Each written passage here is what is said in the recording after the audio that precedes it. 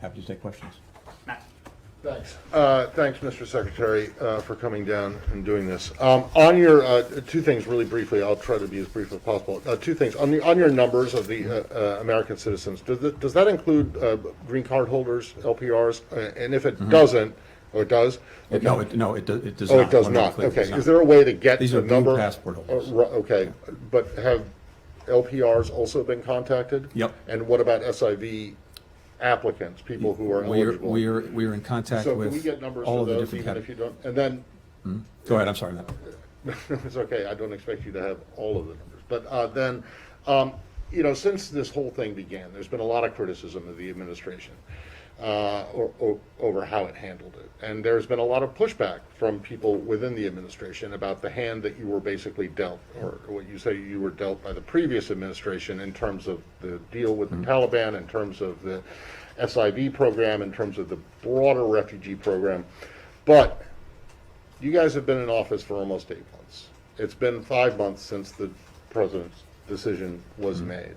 Is there anything about the shortcomings that have been so readily identified by all sorts of people that you guys are actually willing to take responsibility for yourselves? Thanks, Matt. Let me say two things. First, with regard to the numbers in these different categories, as you've seen by how I've laid out how we get to the numbers of Americans, this is both incredibly complicated and incredibly fluid. Any number I give you right now is likely to be out of date by the time we leave this briefing room. So what we're doing is very carefully tabulating everything we have, cross-checking it, referencing it, using different databases. We will have numbers for all those different categories in the days ahead and after this initial phase of efforts to bring people out of Afghanistan ends. And with regard to the second part of your question about taking responsibility,